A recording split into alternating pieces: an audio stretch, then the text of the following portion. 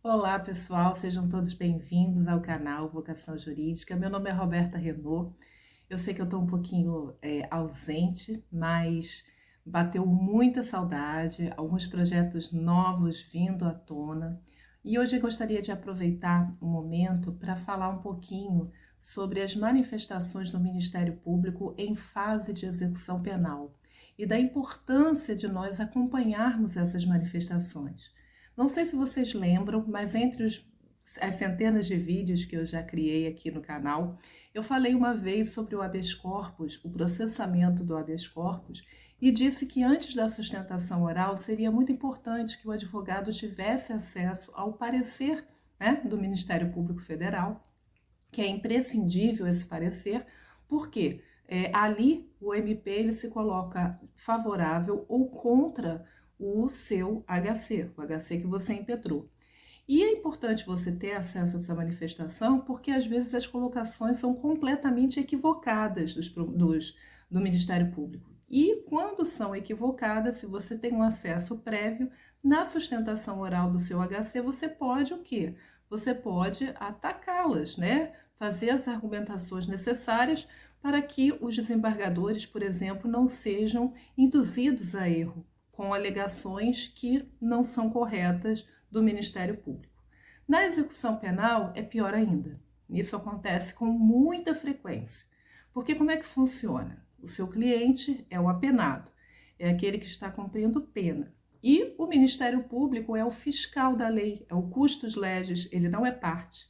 Mas todas as vezes que você faz pedidos ao Ministério ou ao juízo da VEP, seja uma progressão de regime, uma VPL ou qualquer outro benefício, o que ocorre na prática? Antes do juiz decidir, isso vai para o MP e o MP ele emana um parecer sobre aquele caso. Então, quando você faz a petição, o próximo passo é acompanhar essa manifestação do MP. E aí, caso tenha algum erro, né, alguma colocação equivocada, você já faz uma nova petição explicando, né, contra-argumentando, afastando aqueles argumentos absurdos, para que quando o juiz for decidir, ele veja a sua petição com pedido inicial, a manifestação do MP e a sua colocação sobre os argumentos do MP. Isso é de extrema importância e eu vou trazer um caso prático onde isso aconteceu.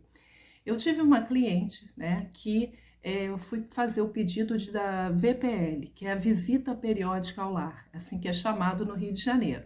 É uma espécie de saída temporária onde o apenado ele sai da unidade prisional e ele vai ficar durante um tempo com os seus familiares.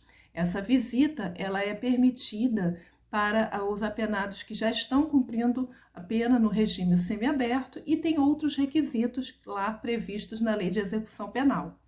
Bom, com o pacote, a lei anticrime, né, trouxe uma alteração de que os crimes hediondos com resultado morte, quem foi condenado por um crime hediondo com resultado morte, não teria direito à VPL. E aí, no caso dessa minha cliente, havia uma tentativa de homicídio. Ou seja, no caso dela, não houve o resultado morte. Ela foi acusada de tentativa.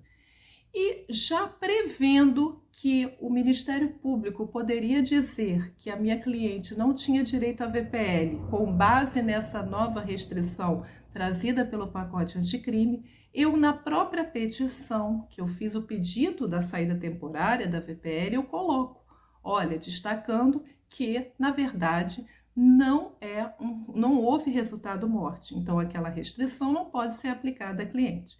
E era uma moça que realmente vinha se dedicando na unidade prisional ao trabalho, ao estudo, comportamento exemplar. Ela preenchia todos os requisitos para a visita periódica ao lar. O que aconteceu? Mesmo eu explicando que não era o resultado morte, o Ministério Público o que fez?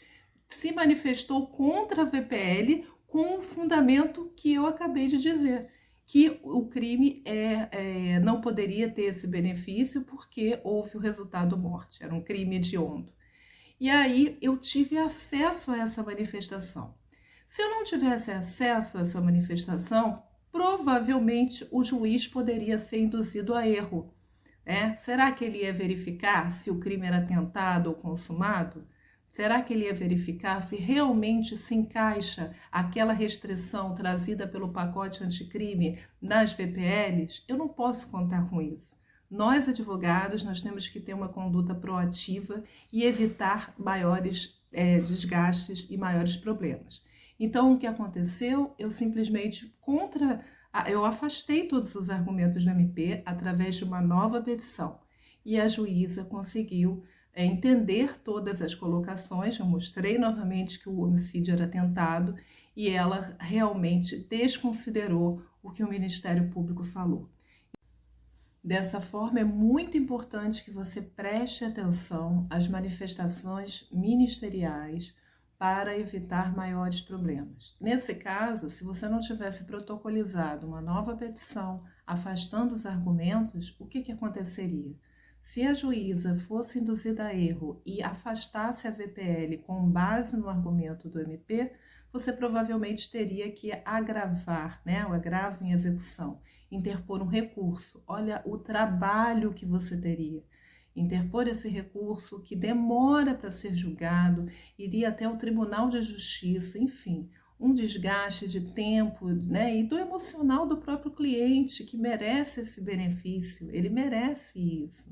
Então, preste atenção, fique antenado às manifestações do MP, tá bom? Forte e carinhoso abraço, vem novidades por aí, já, viu? Para você, advogado iniciante que deseja aprimorar os seus conhecimentos. Fica com Deus, tchau!